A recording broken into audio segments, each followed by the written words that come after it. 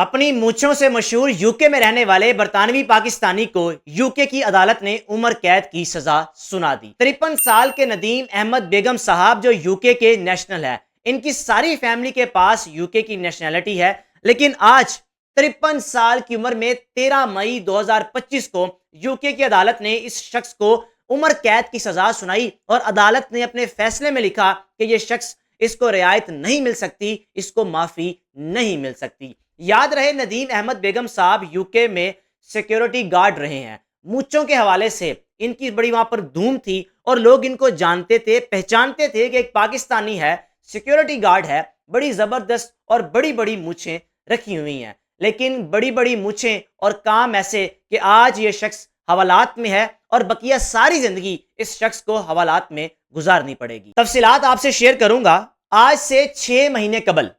ندیم احمد بیگم صاحب نے اپنے جوان بیٹے کی شادی پاکستان میں ایک پاکستانی لڑکی کے ساتھ کی۔ پاکستان آئے، بڑی دھوم دھام سے شادی کی۔ شادی کے بعد اپنے بیٹے کے ہمراہ، اپنی فیملی کے ہمراہ واپس چلے گئے۔ اب اگلا پروسیس یہ تھا کہ اپنی بہو کو، یعنی ندیم احمد بیگم صاحب کے بیٹے نے اپنی بیوی کو یوکے اپنے پاس بلانا تھا، ڈاکومنٹس پیپرز وغیرہ کمپلیٹ کرنے تھے، جس میں تقریباً 6 مہینے لگ گئے۔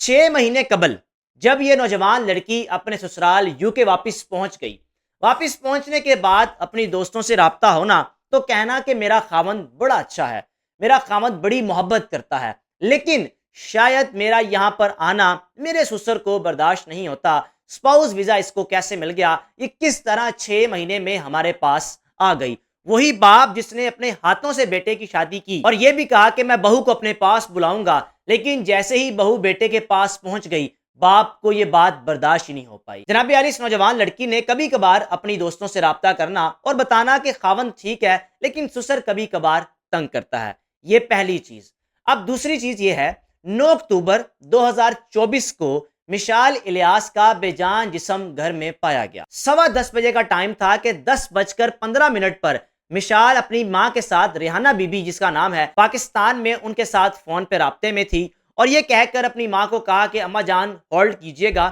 میں نے مشین لگائی ہے، گھنٹی بج گئی ہے، کپڑے میں نے نکالنے ہیں، کپڑے نکال کر واپس آتی ہوں۔ لیکن مشال اپنے کپڑے نکالنے گئی، واپس نہیں آئی۔ ماں انتظار کرتی رہ گئی، لیکن ماں کو دوبارہ بیٹی کی آواز سننا نصیب ہی نہیں ہوا۔ ہوا کچھ یوں، گھر میں 10:15 بجے کا وقت تھا، مشال اکیلی گھر تھی، ساتھ سسر تھا۔ مشال کا خاوند، مشال کی ساس، مشال کا دیور جو اپنے کام کے سلسلے میں گھر سے باہر تھے، لیکن دوسری جانب مشال کا سسر گھر میں آرام کر رہا تھا۔ اسی دوران اس شخص کے ذہن میں کیا خیال آیا، یا کس طرح یہ سوچ لیا کہ آج میں نے اپنی بہو کو ختم کر کے رہنا ہے، اس کو صفحہ ہستی سے مٹا کر رہنا ہے۔ اپنی بہو کا گلا دبایا، گلا دبانے کے بعد اس کو زدوکوب کیا، زدوکوب کرنے کے بعد اس کو شدید زخمی کیا، ناخن مارے، اور پھر اس کے بعد اپنی بہو کو سیڑھیوں سے دھکا دے دیا۔ سیڑھیوں سے دھکا دینے کے بعد جب دیکھا کہ مشال الیاس کی سانسیں بند ہو چکی ہیں،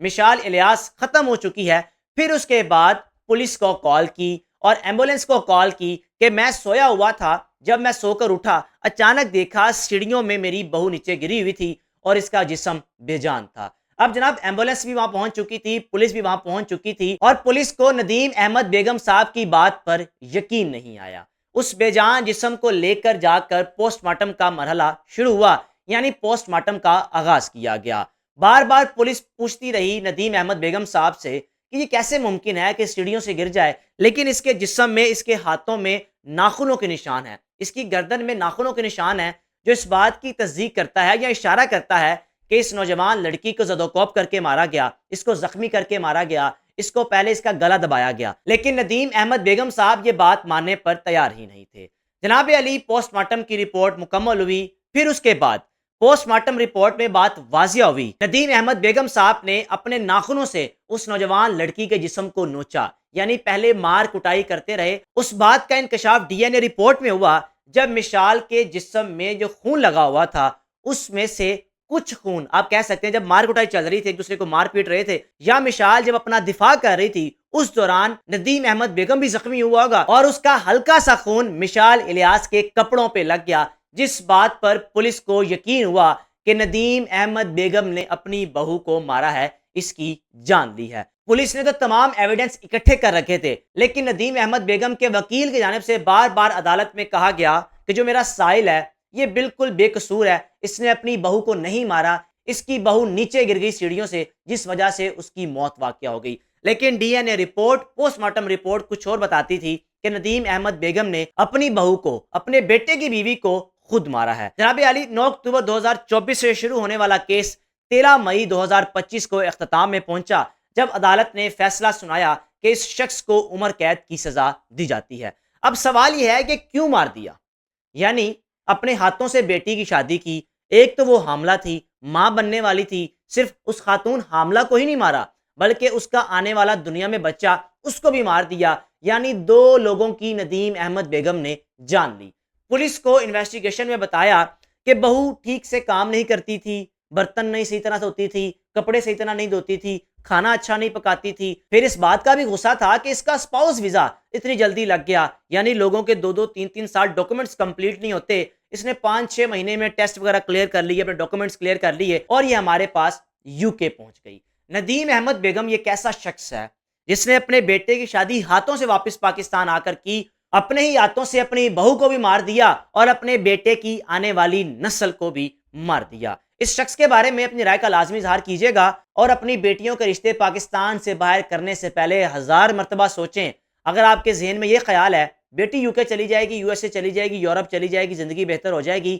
یہ ذہن میں رکھیے گا ان میں سے 90% لوگ اس نیت کے ساتھ لے کر جاتے ہیں کہ وہاں ہمیں میڈ نہیں رکھنی پڑے گی، کیونکہ ان ملکوں میں آپ میڈ کو افورڈ نہیں کر سکتے تو لوگ بہویں بنا کر لے کے جاتے ہیں جن سے نوکروں کی طرح کام کرواتے ہیں، اور اگر وہ کام سے انکار کر دیں ان کے ساتھ یہ حال کیا جاتا ہے جو مشال نامی نوجوان لڑکی کے ساتھ کیا گیا، جو ماں بننے والی تھی اس کو بھی مار دیا گیا، اس کے آنے والے بچے کو بھی مار دیا گیا۔ اور اگر بات کی جائے مشال کے خاوند کی تو مشال کا خاوند obviously اپنے باپ کا ساتھ دے رہا تھا اور اس کو شاید اس بات کا یقین نہیں تھا کہ میرے باپ نے یہ کام کیا، لیکن جب ڈی این اے یا پوسٹ مارٹم رپورٹ سامنے آئی تو پھر بیٹے کو بھی پتا چل گیا کہ میری بیوی کی جان لینے والا کوئی اور نہیں بلکہ میرا سگا باپ ہے۔ اپنی رائے کا لازمی اظہار کیجیے گا کہ آپ ندیم احمد بیگم کے اس عمل کے حوالے سے کیا کہتے ہیں، اور مشال نامی نوجوان لڑکی جو کتنی ہی امیدوں کے ساتھ پاکستان سے یو کے پہنچی ہوگی، یا یہ بھی سوچا ہوگا وہاں جاؤں گی کسی اپنے فیملی ممبر کو بلا لوں گی، اپنے بھائی کے لیے راہ ہموار کروں گی، وہ بھی یو کے آ جائے گا، لیکن وہ تمام خواب چکنا چور ہو گئے۔ اپنے میزبان کو اجازت دیجیے، اللہ حافظ۔